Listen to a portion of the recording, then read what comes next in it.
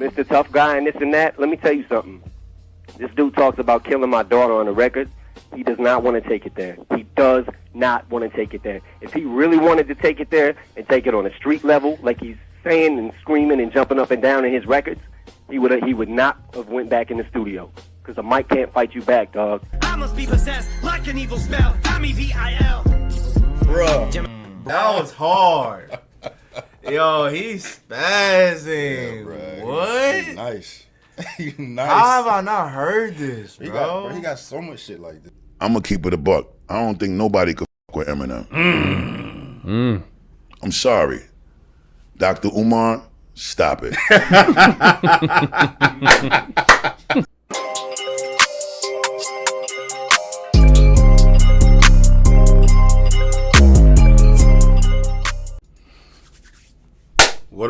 What up, Night Nation? It's your boy, Stevie Knight.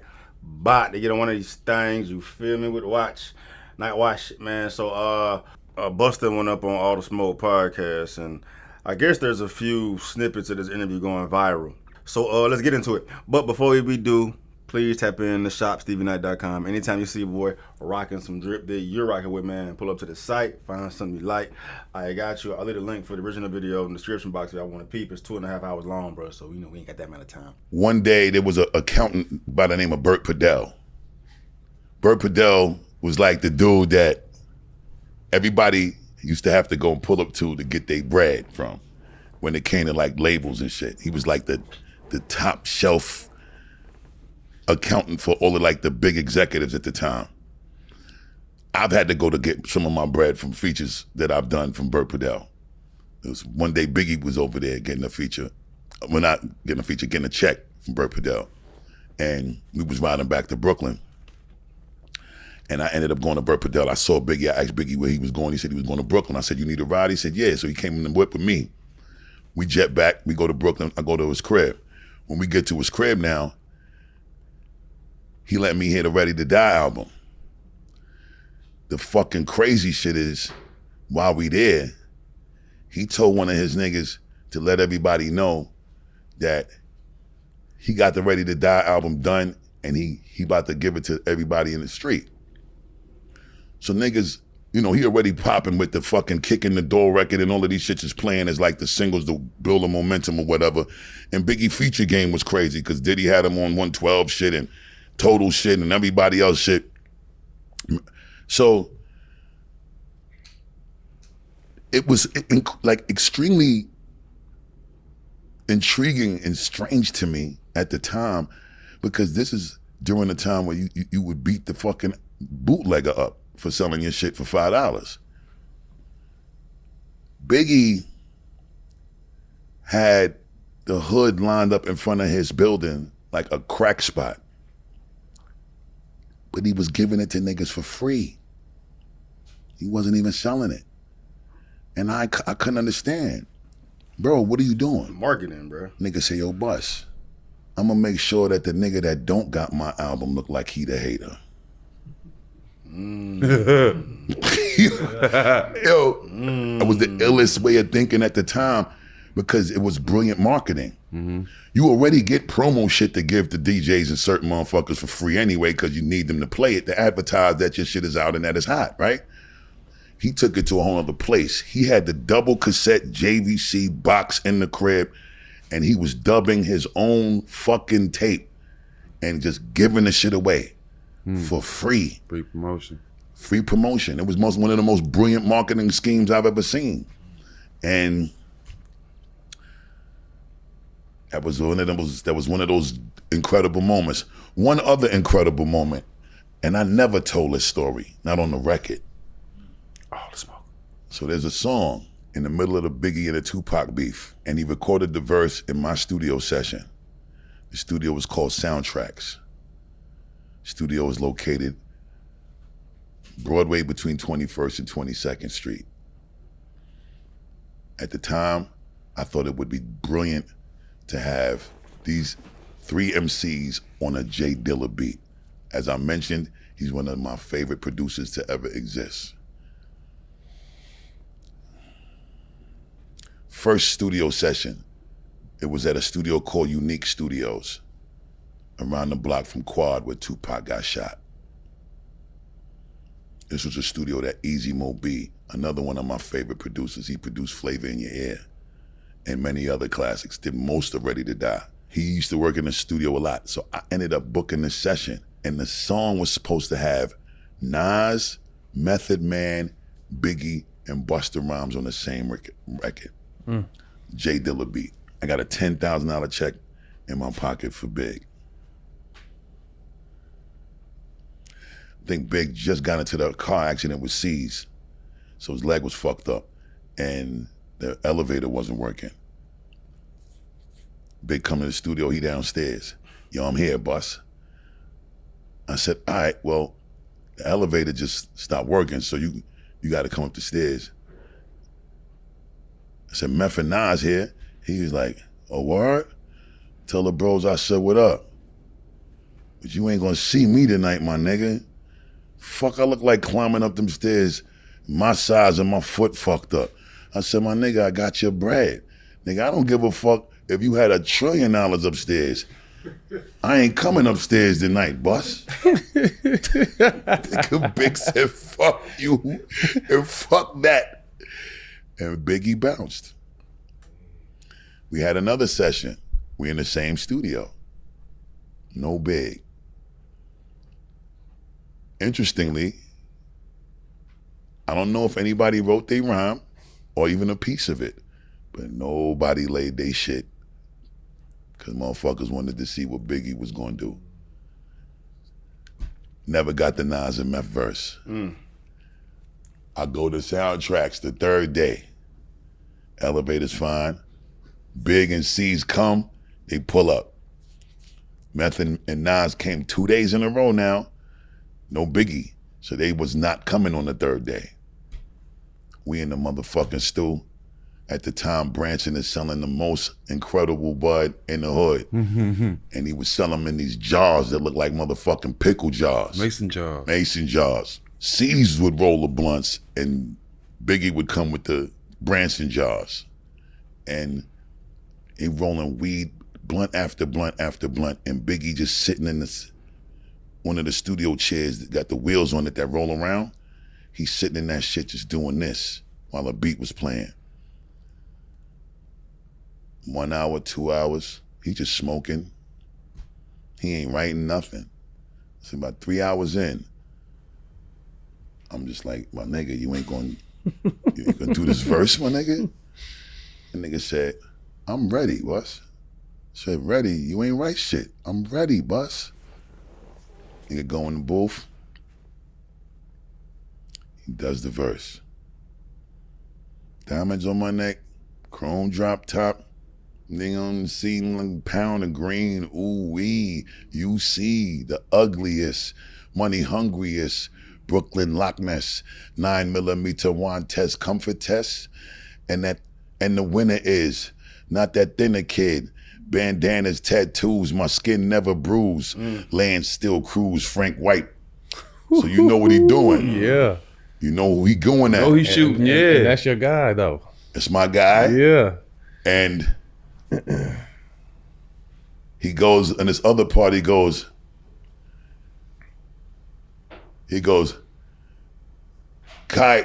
actor needs chiropractor for crack jaw. Yes, I rocked your chatterbox. Dangerous you're not, I gets down. Twist your body round and round, upside down. I said, Big, I ain't putting this out.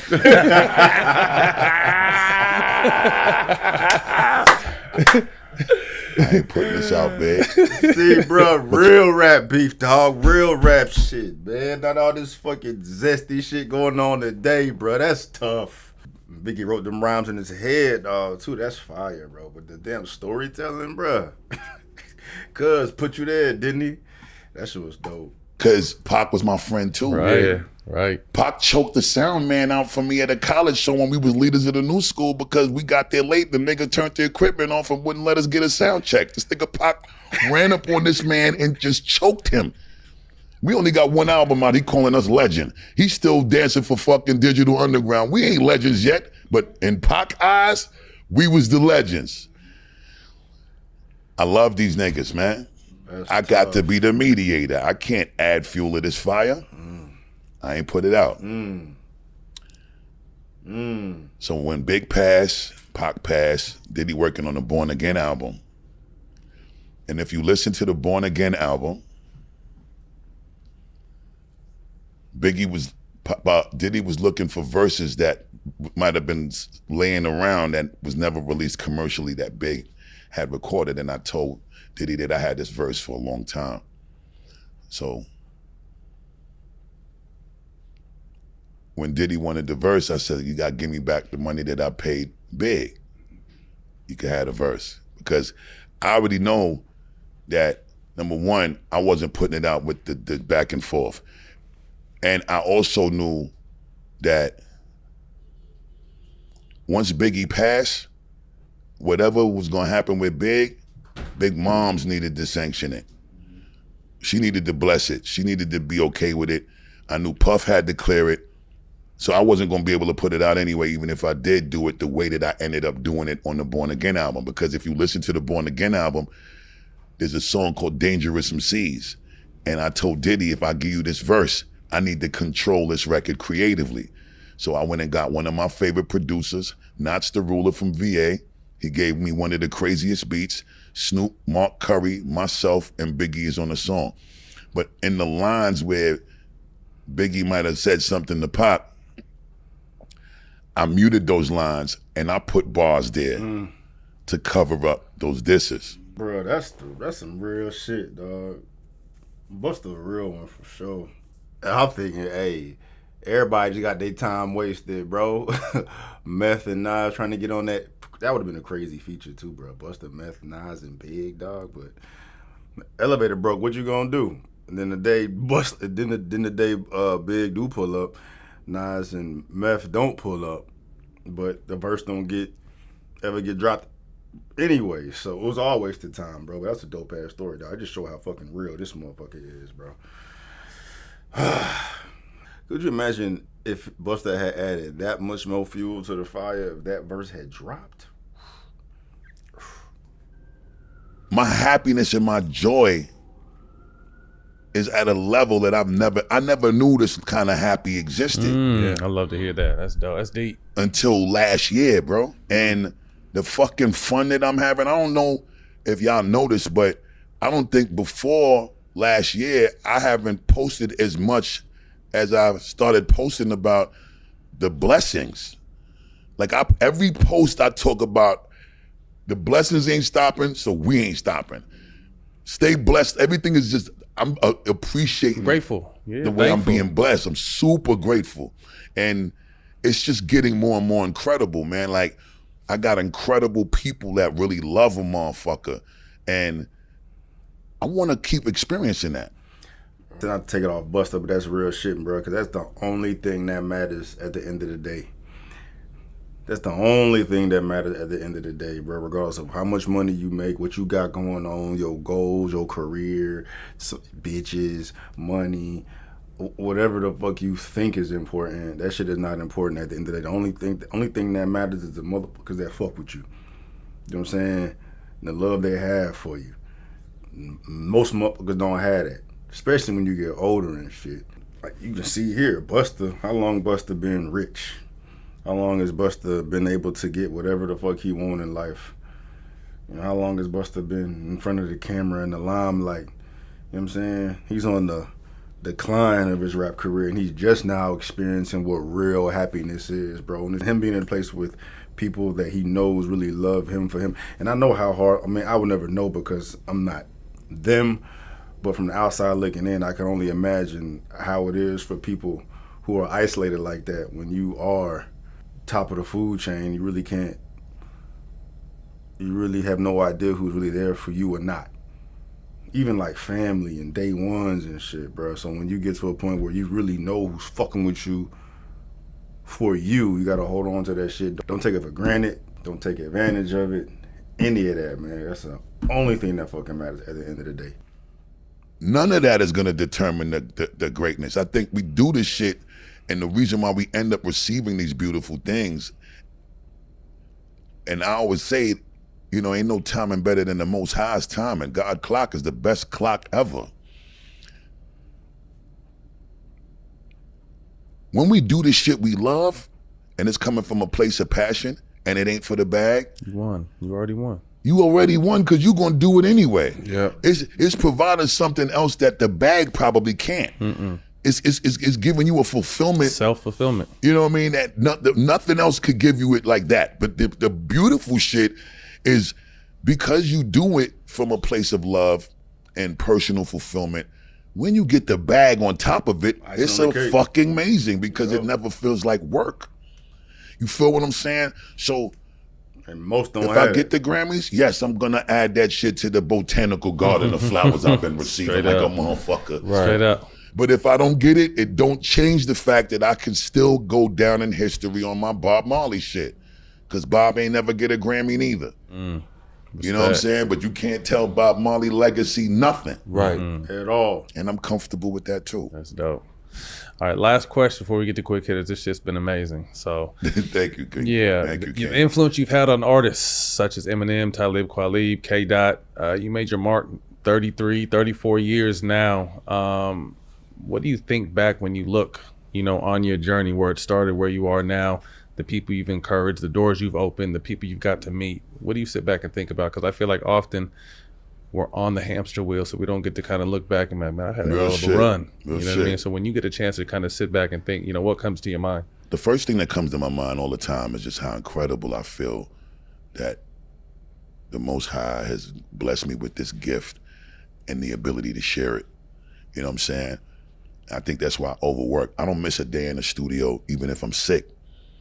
I go to the studio with my medicine, my chicken noodle soup, my ginger root, Get the to whole it. shit. And I will sit down and just lay there. Even if I don't feel strong enough to record, I'll go there and just lay down and relax, because being in them four walls is therapeutic for a motherfucker. I could think about being all 5, 6, 7, 8 Avengers combined, and I could be that nigga in that fucking studio.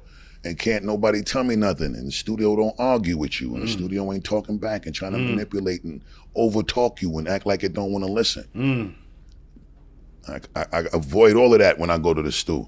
So sometimes it's the sanctuary where I actually heal quicker, because I ain't got to cater to nothing in there. I'm At in peace. there. At peace. I'm at the most peace when I'm in the studio. Number 2,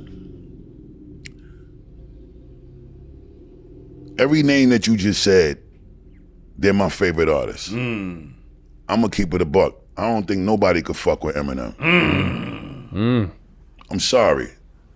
Dr. Umar, stop it. You wildin', son. Hey, bro, that would be a fucking debate for that ass, boy. Could you imagine Busta and Umar going at it, bro? Umar and Busta going at it on some hip hop shit, and this motherfucker saying that to Bust, bitch. Well, I don't know how hot it would get, bro, because Busta's on his cool shit now, bro. But back in the day when Busta was all about that rah rah rah, knock your fucking teeth out shit. Hey, that was it. Stop it. You wildin', son. Wild. That's all that need to be said, You man. wildin', son. Wild. And there's a lot of shit that Dr. Umar say that I agree with, but this is one particular one where you way off the kilt, bro. Know what I'm saying? Eminem is the truth, bro. Know what I mean? I got a song coming out with an artist, that I had to address about, his testimonial and opinion on Eminem too. I had to check him on his own song in rhyme form. Ooh, So y'all should stay tuned for that. And I'm a huge fan of the artist that I made the record with. that's dope. But the beautiful thing is, what makes these moments special is when you could be honest on these records. Who the We fuck ain't- is he talking about, though? The Game? No, he ain't talking about no goddamn Benzino.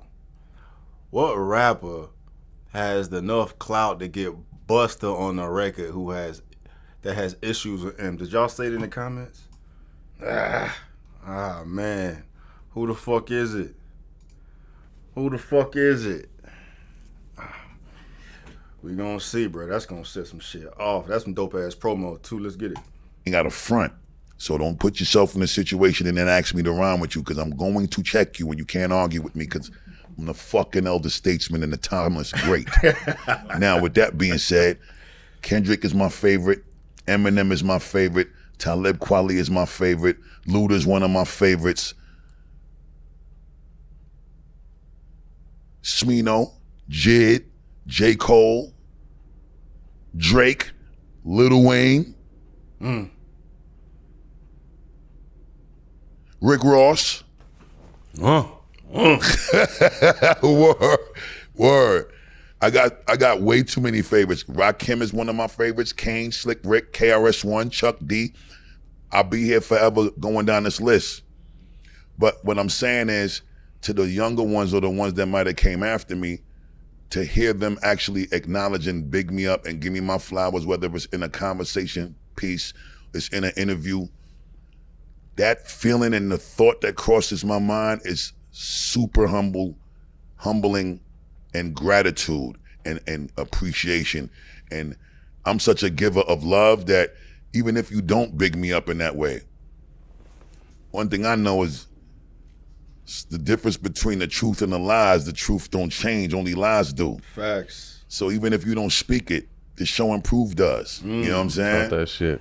We know who my DNA is in. Pause. But at the end of the day, you know, the great thing is motherfuckers actually acknowledge that, you know, we all take a little thing from each other. I'm not gonna front. Like, I could see Kendrick and I could listen to Kendrick and watch Kendrick, and I wanna rhyme with Kendrick because he is evoking an emotion in me. Eminem is the same shit. He brings the best out of me. These dudes bring the best out of me. I did a song with Eminem called Calm Down. Went I crazy. sent it to him with 16 bars. He gonna send back 48. You're not doing that to me on my record. I sent him 54 bars. He sends me back 62. I sent back 68. Who we making a song for at this point? Yeah, movie. We ain't making no song for the consumer. We just battling. Now the record is 7 minutes. Yeah. They ain't playing it in the club. Yeah. They're not gonna play it in the radio. It don't matter though. We might It's get some hip-hop. satellite radio spins. It's hip-hop. We might get some motherfucking blogs to talk about this shit because it's an eventful moment. But we turned a record that could have been a radio joint into a me and you straight raw hip hop fuck the rules moment. Because we love it so much that the competitive nature we both have forced us to bring the best out of each other. Only dudes like Bruh, that. That's so fucking tough, dog. That's so fucking tough, bro. Hey, I'm gonna have to goddamn go back to Calm Down, bro. Do another reaction to that joint, bro. Damn, bro, that's fire, dog. That's fire, bro. That gives it so much more context too. And I've heard him say that before, but this time it's been so much more passion behind it, bro. You know what I'm saying? We going back to back to back to back, bro. You're not out rapping me. You're not out rapping me, bro. And then ironically enough, I chose Busta's verse over M in that situation. I know a lot of y'all chose M's. I have to revisit that motherfucker, bro. But it's just dope. That's real hip hop shit. That's real hip hop shit. The epitome of that motherfucker, dog. You know what I'm saying? All this fucking goofy shit going on today, bro. Busta needs to get this podcast game cracking, dog. He needs to have a mic in front of him just talk, right? From the tone of his voice, the way he speaks, the passion behind it, and just talk about life, bro. That shit will pop. That can cause me to be this way. Iron So sharpens iron. I Steel love sharpens him. steel. I love Kendrick. I love Talib Kweli and every other MC that I just said. And these is the dudes, when they big me up, it just really feels fucking incredible. Yeah. It's tough. Appreciate y'all putting me on that one, man. Fire. I ain't got nothing else to say. The Biggie shit was crazy. Busta's a real one, dog. Elder statesman for sure, bruh. The definition of hip hop. Anyway, man, we out here grinding the grow, growing the ground all the damn time. Night Nation, I watch. Love y'all. I'm out.